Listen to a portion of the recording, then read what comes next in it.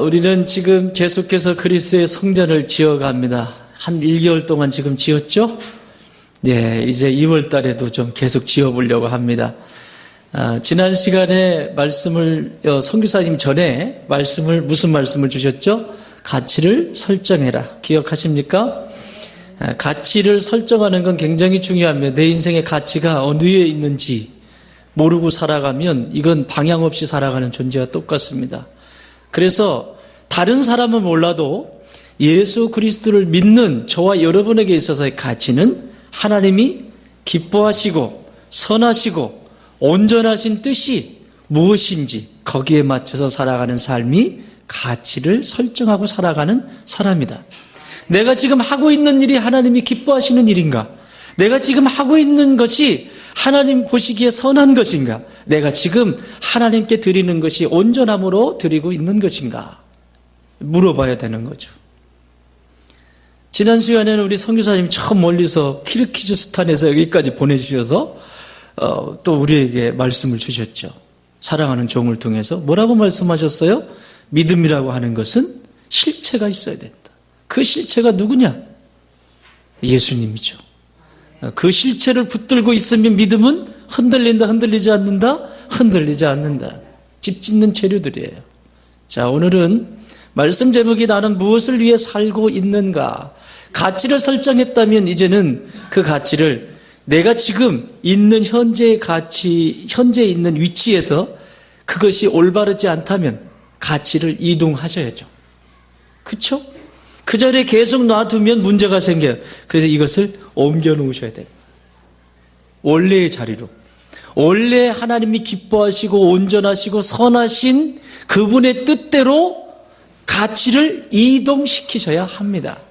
그 말씀을 나눠보려고 합니다. 성경에는 사람을 두 종류의, 두 부류의 사람으로 구별을 합니다. 첫 번째 사람은 쫓겨다니는 사람. 늘 쫓겨다녀요. 그런가 하면 두 번째 사람은 쫓아가는 사람, 따라가는 사람, 두 종류입니다. 두 부류의 사람으로 크게 분류가 될 수 있습니다.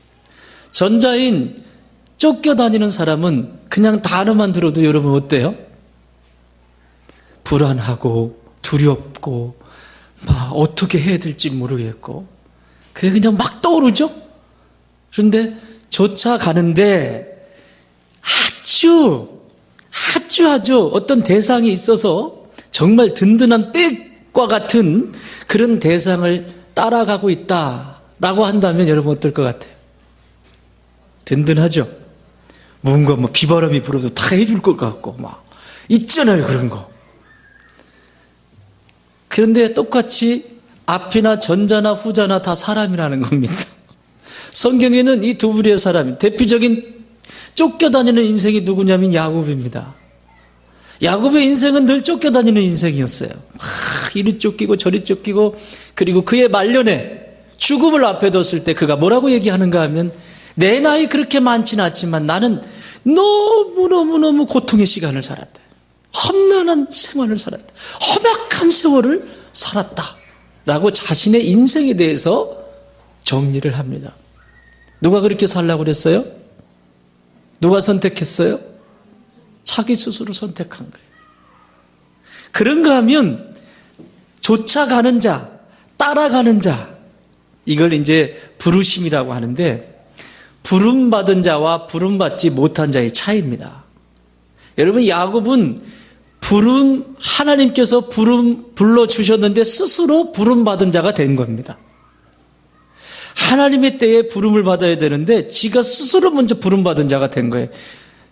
이게 이제 어려워요. 하나님은 아니라고 하는 스스로 높아져 있는 상태. 그러니 인생이 험하죠.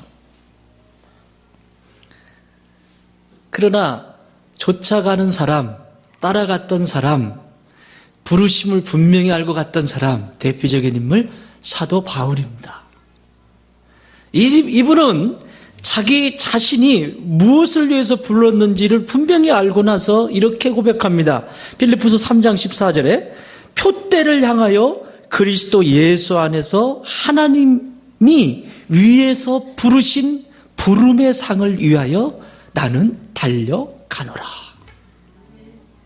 이게 성도의 고백이어야 됩니다. 표대가 분명해요. 표대가. 여러분, 우리는 이 땅을 살아가지만 우리 빈 집사님 기도하신 것처럼 이 세상에 영원한 것은 없습니다. 성도란 이 땅을 영원하지 않은 이 세상에 살아가면서 영원한 하나님의 나라를 가슴에 품고 살아가는 것이 성도입니다. 그러므로 어떤 때 정신을 잃어서 잠시 세상에 머물 수는 있지만 반드시 돌아야 될 자리는 영원한 하나님의 나라의 가치가 내 안에서 움직여야 됩니다. 그래야 정상적으로 뭔가가 또 회복되기 시작합니다. 시간이라는 것은 우리에게 주어졌습니다. 한정되어 있습니다. 요즘 100세 시대 100세 시대 하는데 그게 그렇게 모르겠어요. 저희 어머니도 이번 주에 지난주에 목요일에 급히 수술을 하셔야 돼요. 예, 저를 40에 낳으셨어요. 어머니가 40에 낳으셨는데 지금 연세가 89이세요. 그래서 가서 물어봤더니 보험이 될까요? 안 될까요? 안 돼요. 몇 살까지 돼? 80세. 여러분 잘하시네요. 나는 모르고 갔어요. 모르겠는데 보험이 80세까지만 됩니다. 그래서 수술을 이제 들어가셔야 되는데 이 담낭 쪽에 이제 이 문제가 있어가지고 수술하는데 연세도 있으시고 그러니까 어떻게 했느냐 했다가 여기를 이렇게 딱 째고 이 안에 넣어가지고 이렇게 하는 수술. 그래서 제가 기도를 조금 했겠어요? 아주 빡세게 했겠어요? 한 키에 끝냅시다, 하나님. 그리고는 기도해 드렸어요. 그런데 주변에 있는 분들이, 그 병실에 있는 분들이 어머니까지 4분 정도 계신데, 기도해 드리는 걸 보고 제가 목사인 줄 안 거야. 세상에. 어머니 모시고 수술했잖아요? 수술을 1시간 이상 걸린다고 그랬는데 금방 끝난 거예요. 한 20분 만에 끝난 것 같아. 노인양반이 시간 기르면, 여러분 수술실에 들어가 보신 분 아시겠지만 수술실에 들어가면 이 수술실이 춥습니다.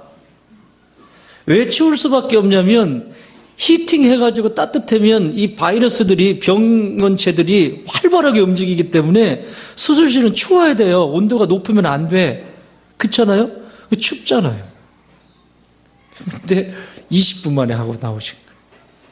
탁 나오신 거예요. 너무 감사해요. 거기 계신 할머니들이 놀래. 아니, 검사 받으러 가신 거 아니에요? 그러는 거예요. 아니요, 수술 받고 오셨어요. 무슨 수술을 그렇게 빨리 끝냈냐고. 그랬더니 어머니가 기운이 없으신데, 내가 이뻐서.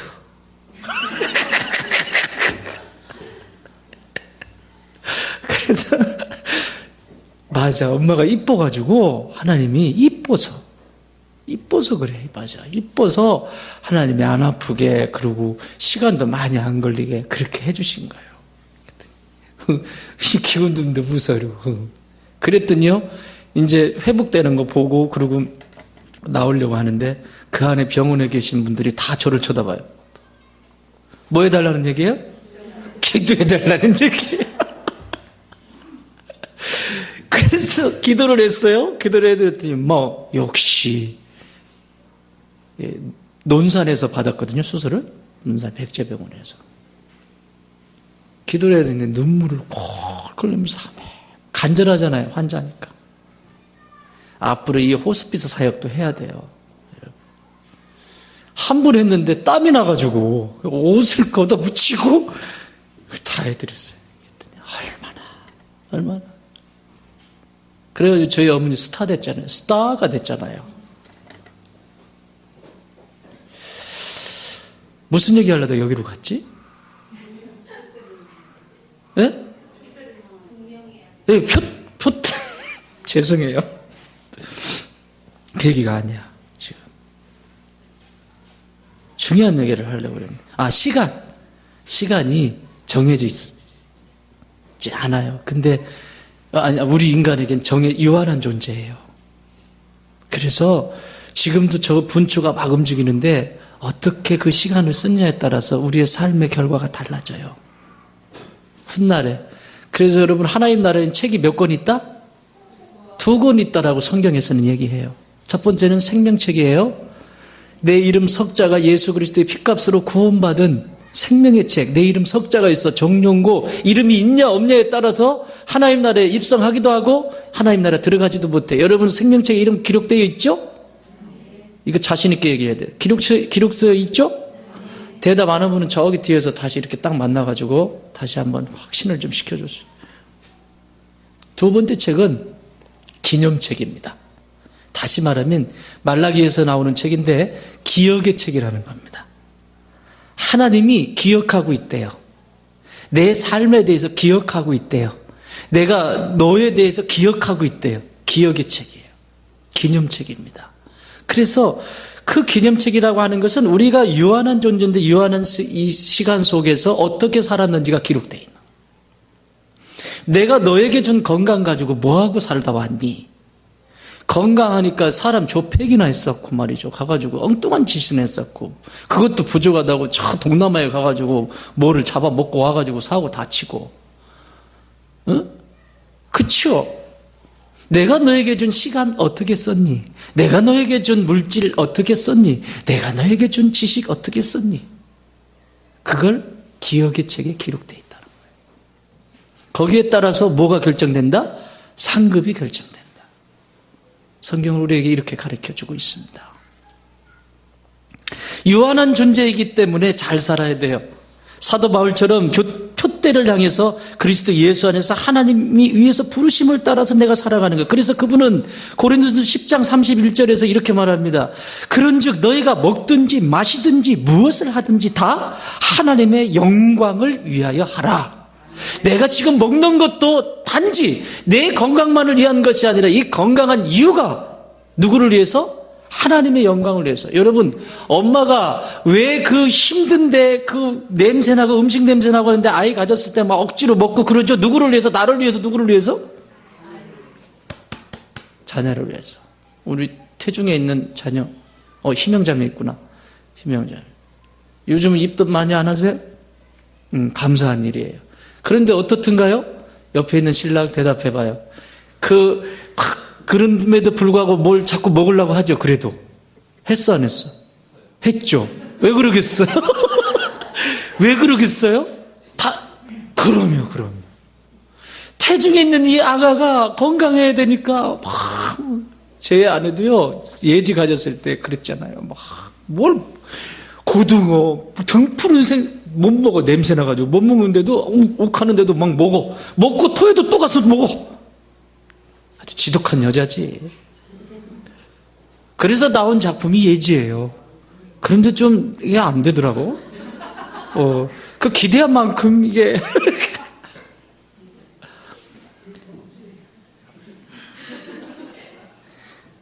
예. 네. 그렇게 여러분이 생각하는 것만큼 들떨어지지 않았어요.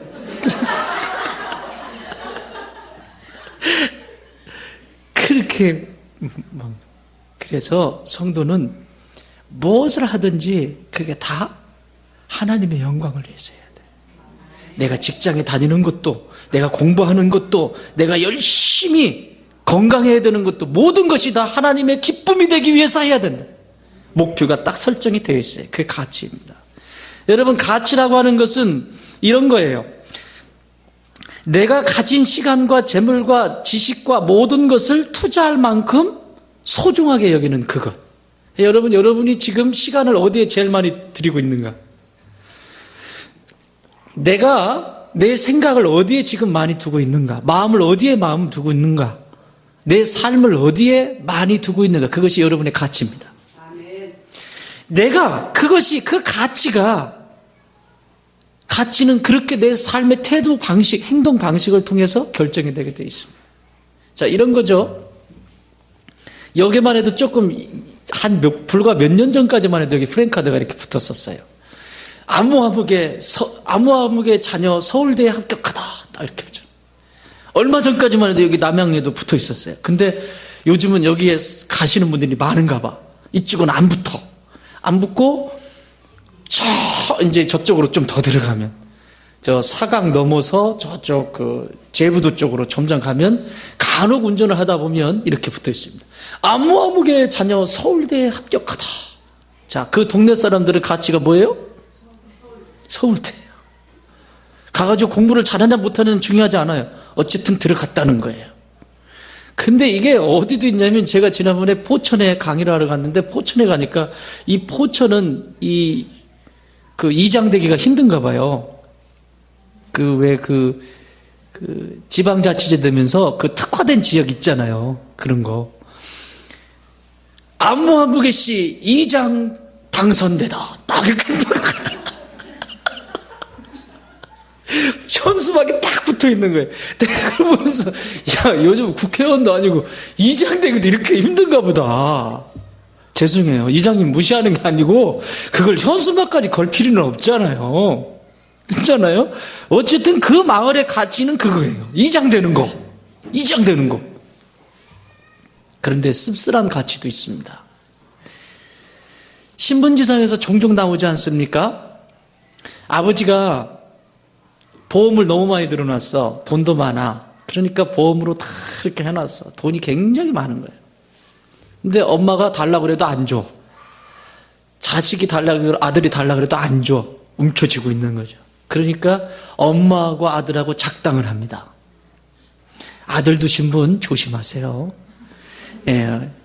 아버님들 아들 두신 분 조심하세요. 민찬이 아빠 이런 사람들.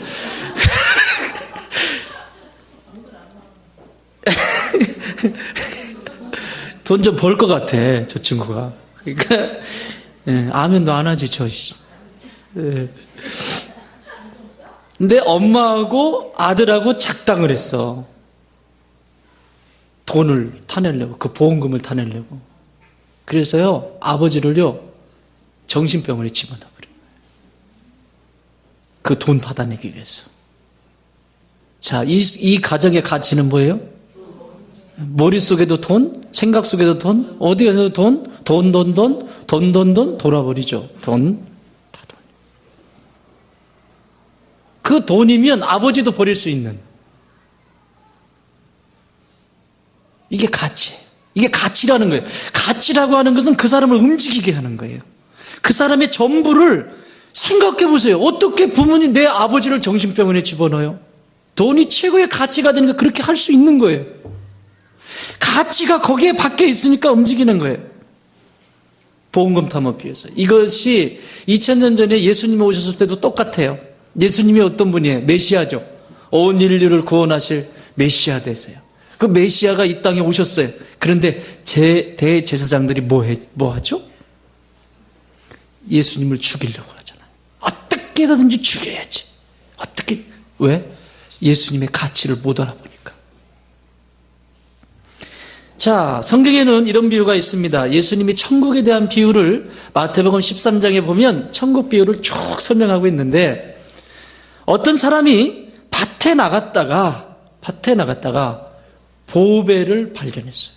이 밭에서 이 밭을 갈다가 뭐가 툭 걸려. 옛날에는 이렇게 숨겨놨어요. 옛날에 남들이 하도 도둑질을 해가지고 밭에다가 묻어놨다고. 근데 주인도 몰라 뭘 묻어놨는지. 몇 대 이렇게 걸치면 모르잖아요. 그런데 남의 집에 일을 갔다가 밭을 가는데 뭐가 쟁기에 탁 걸리는 거예요. 그래서 파봤더니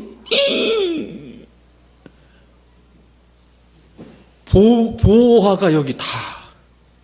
그래서 딱 묻어놓고 주인한테 가가지고 밭 주인한테 가서 파시오. 그러니까 나 안 돼요. 나 배추도 심어야 되고 무도 심어야 되고 그래서 안 돼요. 이런단 말이에요. 성경에 이렇게 안 나왔어요. 어쨌든 이렇게 가볍게 얘기를 하는 거예요. 그러면 얼마 드리면 되겠습니까? 아니 얼마가 문제가 아니라 나 배추 심어야 된다고요. 아니 그럼 제가 배추값 들고 몇 년 동안 배추 제가 다 대드릴게. 그러니까 혹한 거야. 요게 가치를 잃어버린 사람의 태도입니다. 이 쫓겨다니는 인생. 혹한 거예요. 배추 몇 년 동안 대줄게. 여기에 꽂힌 거예요. 그리고는요 그 밭을 샀잖아요. 뭐를 해서? 자기 전 재산을 다 팔아서 그 밭덩어리, 넓지 않은 그 밭덩어리를 사버린 거예요. 왜? 전 재산을 거기에 다 주고도 아깝지 않은 게 거기 있으니까. 예수님이 천국 비유를 이렇게 말씀하십니다. 성도에게 있어서 천국은 뭐냐? 내가 있는 건강이나 내게 있는 모든 것을 다 드려도 아깝지 않은 것. 그게 천국을 체험한 사람들의 모습입니다. 오늘 여기 대제사장은 이와 같이 가치를 모르고 버렸지만 그렇게 버리지 않고 알아봤던 사람들이 여기 기록되어 있습니다. 조금 이따 보고요. 여러분, 예수님을 못 알아보지 못한다, 예수님의 가치를 모른다, 그러면 이런 일이 일어나요. 이런 얘기 들어보셨어요? 종교인, 신앙인 이런 얘기 들어보셨어요? 예수님을 가치를 못 알아보면요, 대제사장과 서기관들처럼 종교인이 됩니다. 하나님은 신앙인이 되라고 그랬는데 종교인이 됩니다. 성도가 되라고 그랬는데 교인이 됩니다. 여러분, 신앙인과 종교인의 차이가 뭔지 아십니까? 간단하게 설명을 드릴게요. 제 설교는 어렵지 않아요. 그러나 복잡한 얘기지만 어렵지 않아요. 종교인과 신앙인의 두드러진 차이가 있습니다. 여러분 한번 스스로 체크해 보세요. 종교인부터 얘기합시다. 종교인은요, 나보다 좀 부족한 사람이 있다, 연약한 사람이 있다, 그러면 종교인은 짓밟아 버립니다. 그런 것도 몰라? 그리고 나보다 신앙심이 뭐 아는 것도 그러고 교회에 대해서 뭐 아는 것도 그러고 조금 더 많이 알아. 그러면 그거 어떻게 하겠어요? 배울까요? 도망갈까요? 도망갑니다. 배우지 않습니다. 무시해버립니다. 이게 종교인의 태도입니다. 그런데 신앙인은 반대입니다. 진짜 예수님의 가치를 알았던 사람의 신앙인의 태도는 나보다 연약한 사람이 있으면 그 연약한 사람에게 붙어서 어떻게 이것을 성장할 수 있도록 도울까? 어떻게 하면 이 사람이 성장할 수 있을까? 이렇게 옆에서 돕는 사람, 이게 신앙인입니다. 또 반대로 나보다 저 사람이 뭔가를 하나를 더 아는 것 같아, 더 가진 것 같아, 내가 모르는 것을 저 사람에게 좋은 자원이 있어, 그러면 그 사람에게서 겸손히 배웁니다. 이게 신앙인입니다. 신앙인이냐 종교인이냐 이렇게 달라요. 그래서 열매가 다를 수밖에 없습니다. 나는 우리 교회 모든 성도들이 교인 되지 말고 성도 되기를 바라고, 종교인 되지 말고 신앙인 되시기 바랍니다. 신앙인 되면 왜 세상이 시끄러운 줄 아세요? 종교인들만 모여 있어서 그래요. 진짜 신앙인이 찾기가 쉽지 않아. 오늘날 이 마지막 때 신앙인이어야 돼. 자, 오늘 이 신앙심이 아주 두터운 한 여인을 만나게 됩니다. 이 여인은 자신의 직업이, 이전의 직업이 장녀였습니다. 이 남자, 저 남자, 저 남자, 이 남자, 자신의 삶이 그렇게 해서 인생을, 연명을 하면서 살아가는 인생이었어요. 그러던 여인이 누구를 만났는가 하면 예수님을 만납니다. 예수님이 이 여인을 만나서 이 여인에 대해서 정죄하지 않고 이 여인을 있는 그대로 받아주면서 지금까지 노예로 살았던, 지금까지 자신의 삶을 살지 못했던 그 모든 것들을 예수님께서 보듬어 주시고 다시 한번 회복시켜 주시고 새로운 삶을 살아갈 수 있도록 빛을 비춰 주십니다. 이 인생이 180도로 바뀝니다. 여러분, 예수 믿는 건 이런 거예요. 이것도 아니고 저것도 아니고가 아니라 내가 진짜 그 빛 대신 예수님을 딱 만나면 지금 내가 있는 위치에서 확, 그래야 뭐를 좀 해먹지. 그렇지 않겠어요? 완전히 바뀌어버렸어요. 그래서 예수님이 가시는 데는 다 따라다니는 거예요. 이분의 이름이 뭔지 아십니까? 마리아입니다. 이분이 살았던 동네 막달라. 그래서 막달라 마리아라고 합니다. 예수님이 가시는데, 예수님이 움직이시는데, 예수님이 무엇을 하실 때 비용도, 그리고 그 모든 것들을 정리해 주시고 막 이러고 다니셨어요. 그런데 그거 하기 전에 지금 예수님을 만나고 자기 전에 삶이 너무 너무너무 완전히 달라요. 그러니까 자신이 귀한 가치라고 하는 것이 자신의 아름다움도 아니고, 여러분 창녀하는데 못생겨가지고 창녀하겠어요? 나는 모르겠지만 어쨌든 그 못생긴 사람이 그러면 누가 가겠어요? 얼굴이 예쁘지 않겠습니까?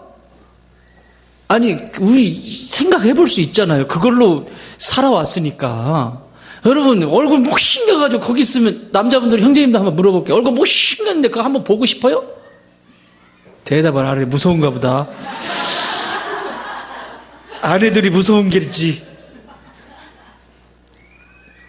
얼굴도 예뻤을 거예요. 우리는 가상해 볼 수 있잖아요. 예뻤을 거예요. 이 여인의 가치는 이 예쁨, 아름다운 것도 아닙니다. 얼굴에 라인은 뭐를 그리냐, 입술은 무슨 제품을 쓰냐, 이건 뭐를 어떻게 하냐, 이게 중요하잖아요. 예수님을 만난 다음부터 그게 더 이상 중요하지 않아. 자신이 그렇게 아끼는 것 하나가 있었어요. 그게 뭐냐면 향유야. 그건 뭐냐면요, 여기 성경 읽어보세요. 14장 3절 읽어보세요. 시작. 예수께서 베다니 나병 환자 시몬의 집에서 식사하실 때에 한 여자가 매우 값진 향유 곧 순절한 나드 한 옥합을 가지고 와서 그 옥합을 깨트려 예수의 머리에 부으시. 값진 건데 그 앞에 또 하나가 붙죠. 부사가 매우 값진. 그러니까 얼마나 비싼 건지 알겠죠. 300데나리온이 더 나가는. 300데나리온이면 장정이 300일 동안 한 푼도 안 쓰고 모은 돈이야. 300일 동안 일한 거. 옥경영제님이 300일 동안 쉬지 않고 일한 돈 어느 정도나 돼요? 얘기하지 마요. 남들이 알면 안 되니까. 300일 동안 이 캡 가지고 가가지고 300일 동안 일했어. 300일 동안 하루도 안 빼놓고 그 비용으로 만든 게 이 향유 옥합 한 벽, 이렇게 조그마한 거 하나예요. 조그마한 거 이렇게. 아주 작은 거. 그게 얼마나 값진 거예요? 이 여인에게 있어서 값진 것이 이겁니다. 이게 값진 거예요. 근데 이걸 왜 가지고 있었을까요? 이게 중요해요. 왜 가지고 있었을까요? 언젠가 내가 나의 전부를 다 주어도 아깝지 않는 내 남편을 만나면, 내가 내 전부를 다 드려도 아깝지 않을 그 누군가를 만나면 내가 이것을 드리리다. 그거요.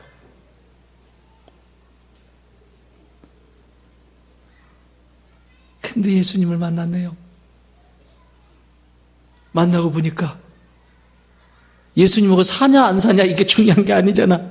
그분이 나의 전부가 되셨어. 이거는 스토커하고 다른 얘기야. 예수님이 잘생겨서 따라다닌다 이런 게 아니야.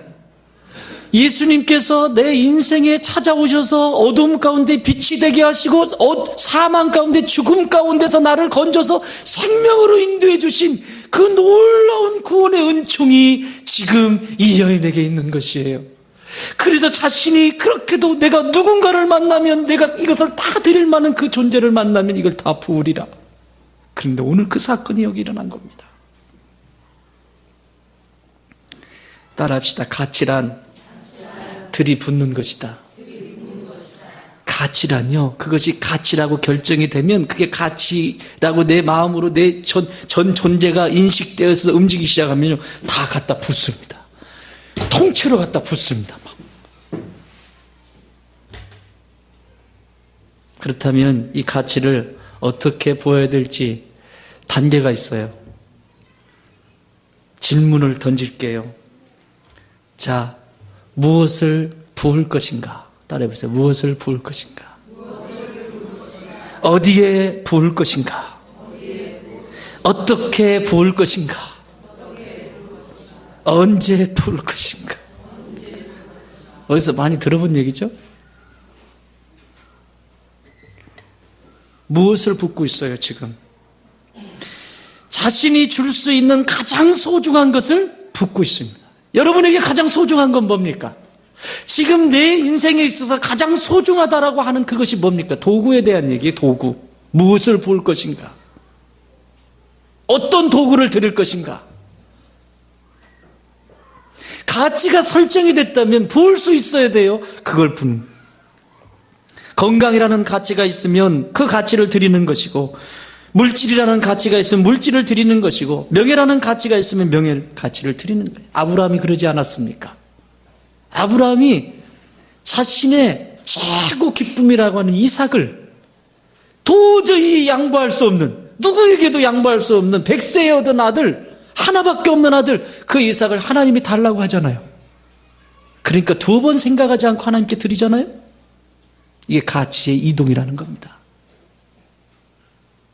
두 번 생각하지 않아요. 드리는. 하나님 죽이셨어요?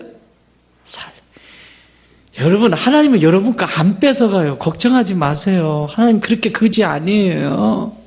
저처럼 거지 아니에요. 걱정하지 마세요. 하나님이 그렇게 하실 때는 그 이상의 것을, 그 놀라운 것을 더 주시기 위해서 하시는 거라고. 뭘 조금 하라 그러면 하나님이 내 거 뺏어간다, 교회가 맨날 돈 내란다, 교회가 뭐 하란다, 하지 마. 안 하는 게 좋아. 그거 하고 괜히 시험 들지 말고 차라리 안 하는 게 좋아. 가치. 두 번째는 어디에 부을 것인가? 대상입니다. 대상.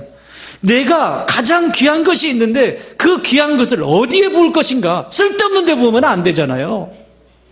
쓸데없는 데 부으면 안 돼. 그 대상이 명확해야 돼요. 그런데 이 여인은 지금 그 대상이 누구예요? 예수 그리스도예요.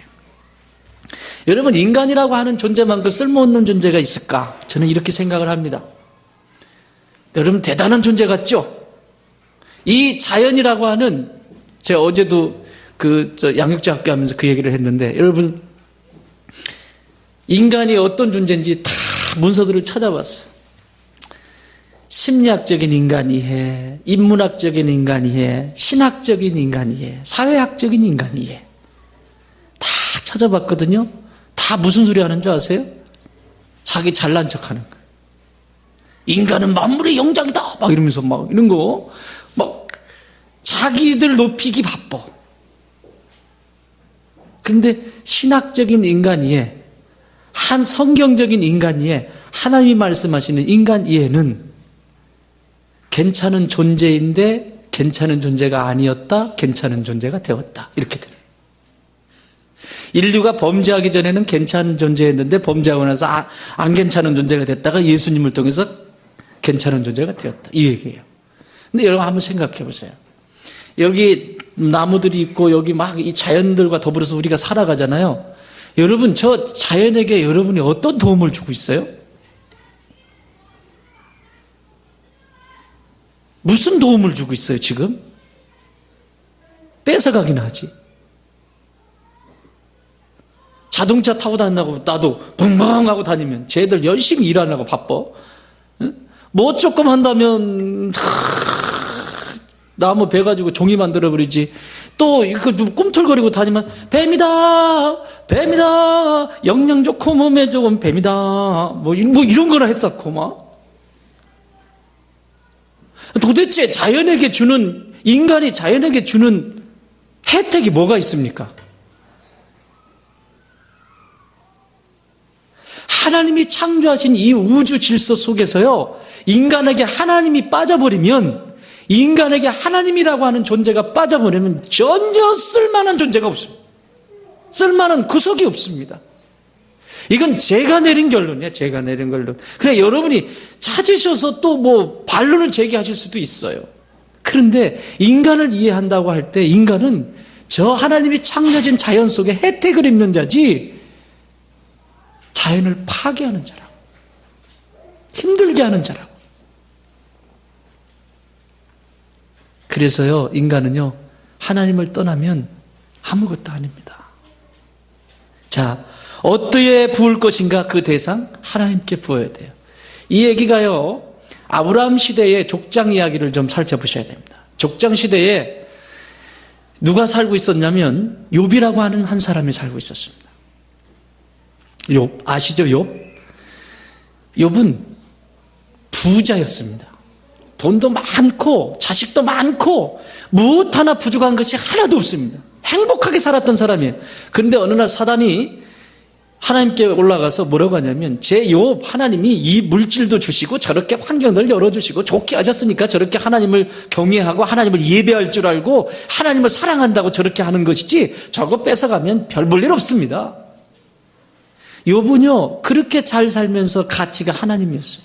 그러니까 늘 예배드려요. 하나님 앞에 예배, 자녀들을 위해서도 예배드리고 기도하고 이게 삶이에요. 삶. 근데 그거 재물 뺏어가고 다 뺏어가면 하나님 버릴 거라는 얘기죠. 그래서 하나님이 허락을 합니다. 그러면 욥의 생명은 손대지 말고 다 네 마음대로 해봐라. 그랬더니 뭐부터 해요? 그냥 자식들 모여가지고 딱 있는데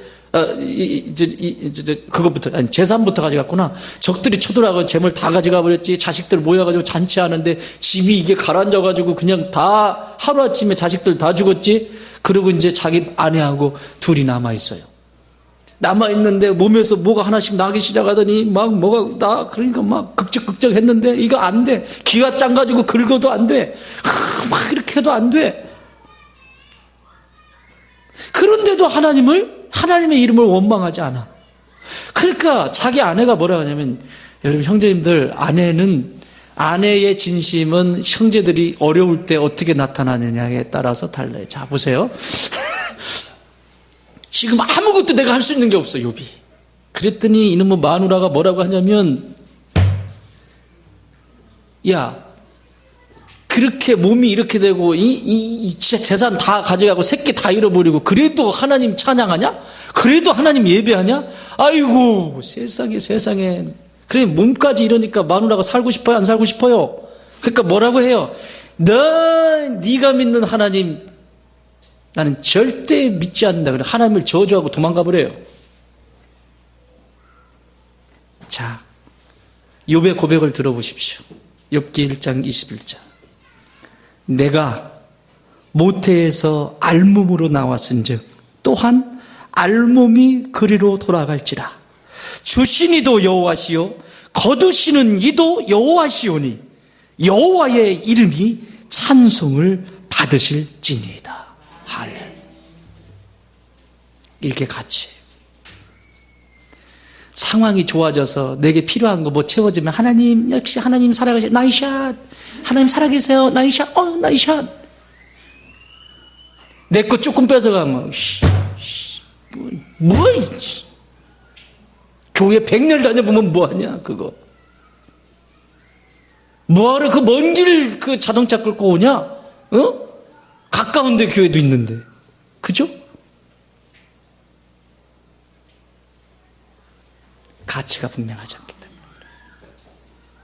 근데 이 가치가 이렇게 의역하면 이런 말이에요. 욥이 한 말을 의역하면 나는 돈의 가치를 둔 자도 아니요. 나는 내 건강의 가치를 둔 자도 아니요. 오직 하나님에게 가치를 둔 사람입니다. 이 고백이에요. 주신 것이 누가 주셨다고? 하나님이. 제가 누누이 말씀드리죠.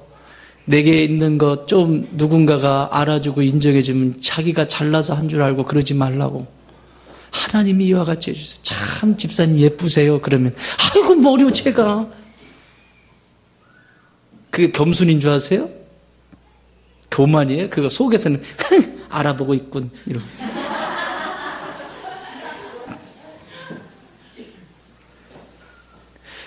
집사님이 예쁘세요. 그러면 예쁘죠? 요번에 머리 미장을 해 갔는데 아주머니가 정성을 다해 주셨어요. 하나님께서 그 좋은 분을 만나게 해 주셔서요. 좀 집안 하나님께 영광을 올려드리라고. 어떻게 이렇게 집이 좋아요? 그래. 아이고 내가 이 집 장만하는 하고 내가 참 진짜 내가 그래 그냥 그렇게 살아. 집 좋지요? 맞아요. 좋아요. 제가 이 집 장만하는데 얼마나 기쁜지 몰라요. 하나님이 저에게 물질 주시고 좋은 사람 만나게 해주시고 그래서 이렇게 이 집이 이렇게 그리고 이 집에서 하나님을 예배하게 될 거예요. 이게 믿음의 사람들의 고백이 돼요.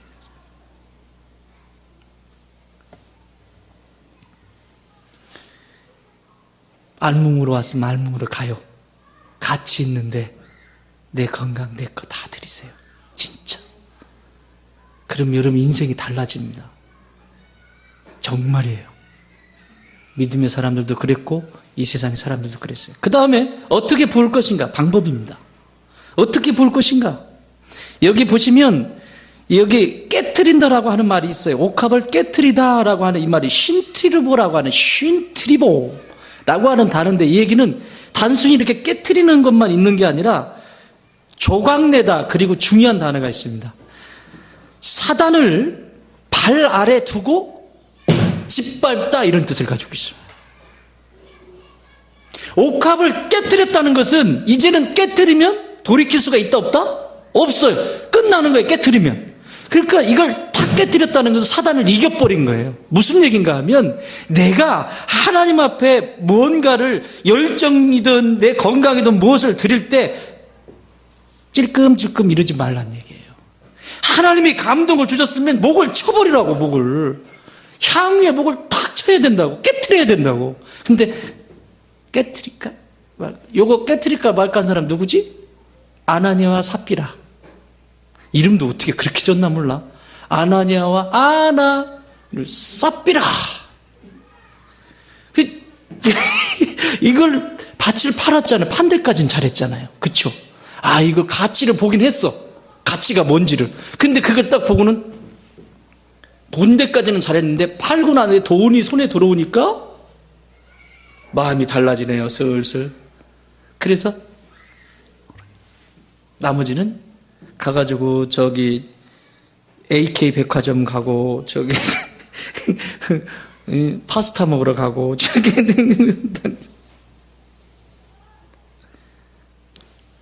어떻게 부을 것인가? 이 사람처럼 부으십시오.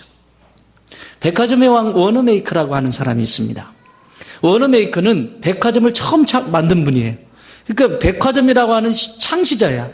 백화점의 왕. 그러니까 그렇게 해서 돈을 수억이 아니지. 이건 비교할 수 없을 만큼 엄청난 부를 누렸습니다. 근데 그분에 대한 일화는 많아요. 너무 많아요. 예배를 어떻게 드리고 11조를 어떻게 하고 많아요. 그 얘기는 제껴놓고 이분이 최신부 장관으로 국가의 부름을 받습니다. 국가의 부름. 국가로부터 부름을 받나요? 콜이 들어온 거예요. 그때 첫 번째로 자기를 콜하는 그분에게, 대통령에게 뭐라고 얘기했냐면, 최신부 장관 하는 것은 어렵지 않습니다. 단 내가 이 일을 함으로 인해서 주의를 빼야 된다면, 주의를 성소를 하지 못한다면 저는 최신부 장관을 할 수가 없습니다. 백화점을 운영하면서도 단 한 번도 교회를 빼먹은 적이 없습니다. 대단하지 않습니까? 이 가치가 거기 있는 거죠. 근데 그럼 그렇게 하겠다. 그래, 주일은 무슨 일에서 국가에 전쟁이 일어나는 일 빼놓고는 그런 일이 아닌 이상은 그렇게 하겠다. 그래서 사인을 했어요. 주일이 되면 교회 와서 예배 드리고 주일학교 아이들을 섬깁니다. 기자가 이렇게 얘기합니다. 아니, CEO죠. 많은 백화점도 운영하는 CEO죠. 그리고 국가의 부름을 받아서 최신부 장관이죠. 그러면 일도 많고 그렇게 바쁠 텐데 어떻게 주일 예배 그냥 적당히 드리고 가시면 되지 않습니까?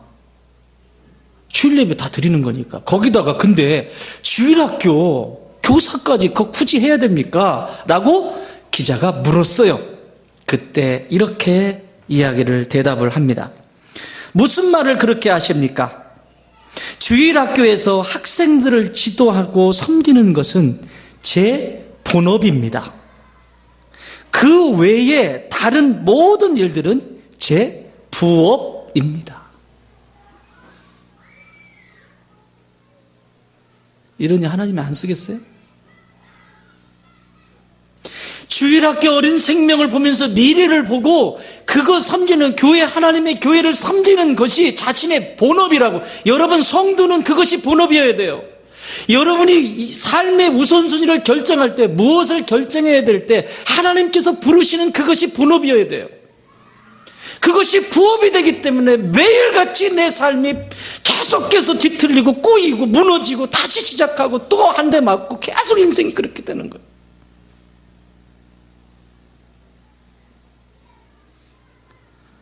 최신부 장관, CEO 다 부업이에요. 나는 우리 좋은 땅의 모든 가족들이 지금 하고 있는 일들은 부업이 되길 바랍니다.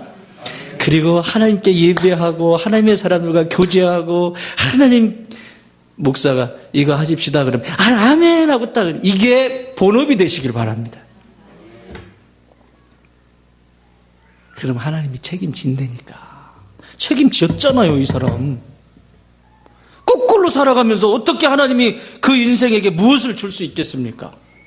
그게 하나님이 부업인데 오늘날 보세요. 가만히 보세요. 하나님이 부업이지. 교회 예배 드리는 게 부업이지. 예배 중요하지 않아요. 부업이지. 그냥 내 문화 속에 한 부분으로 넣어서 그냥 갔다 오고 그냥 끝내는 거지. 어떻게 부을 것이냐. 전부를 부어버리는 거예요. 전부를. 이걸 성경에서는 전제라고 합니다. 전부 드리는 제사. 마지막으로 언제 부을 것이냐. 자, 여기 8절 읽어보겠습니다. 8절 시작. 그는 힘을 다하여 내 몸에 향유를 부어 내 장례를 미리 준비하였느니라. 힘을 다하여 내 몸에 향유를 부어 무엇을 준비했다? 내 장례를 준비했다. 예수님이요 지금 며칠 뒤면 십자가에서 온 인류를 위해서 돌아가십니다. 못 박혀주셔야 돼요. 제물이 되셔야 된다고. 그런 것을 누구는 알아요? 예수님은 알아. 자신이 죽으실 걸. 그런데 이 여인은 알았을까요? 몰랐을까요? 몰라요. 모르는데 자신이 가장 중요한 것을 드리고 싶은 거야. 여러분, 뭐든지 때가 있습니다. 드릴 수 있을 때가 있어요. 젊었을 때 드릴 수 있는 게 있고 노인이 되어서 드릴 수 있는 게 있고 드릴 수 있는 때가 있습니다. 내가 건강할 때 드릴 수 있는 게 있고 물질이 있을 때 드릴 수 있는 게 있고 명예가 있을 때 드릴 수 있는 그 때가 있어요. 때가. 꼭 버스 지나간 다음에 뭐 한다 그러지. 때가 있어요. 때가 있어요. 내가 건강할 때 열정을 다해서 하나님을 섬겨요. 70에 예수를 믿은 어떤 집사님이 계세요. 지금 장로님 못 되시고 그냥 집사님으로 65세인가?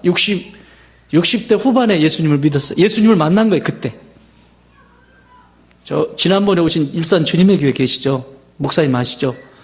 그 주님의 교회에서 60 후반인데 그때 제가 갔을 때 70이라고 그러셨거든요. 60 후반에 예수님을 이분이 만난 거예요. 진짜 예수님을 만나니까 내가 얼마나 감동적이었는지 몰라. 지금도 잊을 수가 없어. 지금도 막 눈물이 나려고 그래. 목사는요, 이런 때 목숨 걸고 싶어요. 이 어른이 뭐라고 하냐면, 여러분, 이 직분이 뭐 그렇게 중요해요. 하나님이 주셔서 그 직분 감당하면서 그것이 면류관이 되는 거죠. 이분 입에서 처음 탁 나오는 말이 눈물이 쭉 흘러. 눈물을 쭉 흘리면서 뭐라고 하시냐면, 목사님, 난 내 인생 헛살았어요. 하나님한테 너무너무 죄송해요.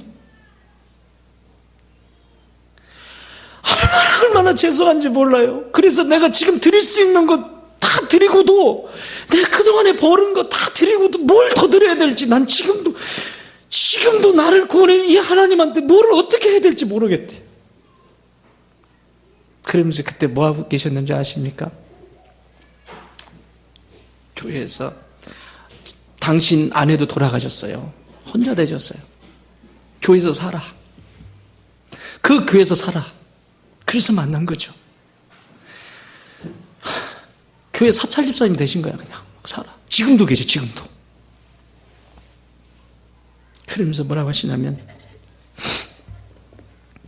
눈도 잘 안 보이고, 내가 이 좋은 예수님, 이 젊은 날에 만났으면 얼마나 좋았을까. 이 무식한 것이, 이것이 잘난 척 하느라고 그 예수님은 젊은 날에 못 눈도 한 번, 돋보기 이렇게 두꺼워. 이걸 필사하기 시작하는 거예요.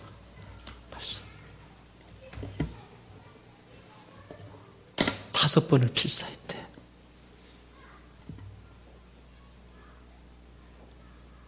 여러분, 그분을 하나님이 어떻게 하실까요? 내 가치가 하나님을 알고 싶어서 몸부림치는 그분에게 왜 하나님이 잠잠하시겠습니까? 우리는 한계가 되어져 있는 이 시간 속에 우리는 살아갑니다. 언젠가는 이 땅과 이별을 해서 가야 합니다. 그러나 내가 지금 이때가 가장 내가 하나님 앞에 드릴 수 있는 귀한 것이 있다라고 인식하고 살아가는 것. 지금 이때야말로 가장 귀한 것을 드릴 수 있다. 내가 하나님 앞에 귀한 것을 드릴 수 있다. 내 젊음을 드릴 수 있고 내 건강을 드릴 수 있고 내게 있는 것을 드릴 수 있다. 주 예수보다도 더 귀한 것은 없다. 찬양하지 않습니까?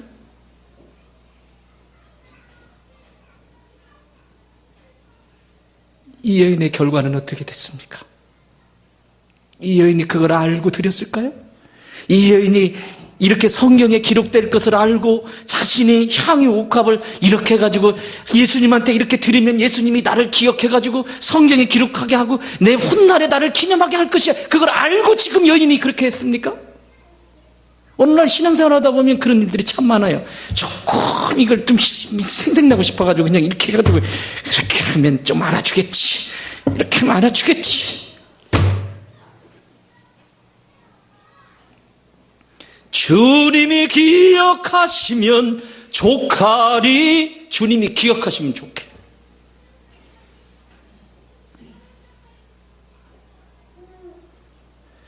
이 여인은 그저 자신이 가지고 있는 전부를 최고의 가치 되신 예수님께 드리는 것 그것밖에 없어. 그 기회가 주어지고 그때가 되면 내가 이것을 드리리라 하는데 오늘 그것을 드렸을 뿐이에요. 그런데 9절에 뭐라고 기억하고 있어요? 9절 읽어보세요. 시작. 내가 진실로 너에게 이르노니 온 천하에 어디서든지 복음이 전파되는 곳에는 이 여자가 행한 일도 말하여 그를 기억하라. 이 여인이 이걸 알고 했습니까? 그저 내 진심으로 그분께 드렸더니 하나님이 기억하시고 훗날에 지금도 이 성경에 기록돼서 하나님의 말씀으로 남아있지 않습니까? 이게 기념책이라는 거예요. 여러분, 저와 여러분의 인생에도 똑같습니다. 이와 같이 하나님이 기억하십니다. 내가 드리는 지금 시간 어디에 붓고 있습니까? 내게 하나님이 주신 시간을 어떻게 붓고 있습니까? 내게 주신 물질 어디에 붓고 있습니까? 어떻게 붓고 있습니까? 내 인생에 쫓기는 삶을 살고 있지는 않습니까? 쫓아다니는 삶을 살아갑니까?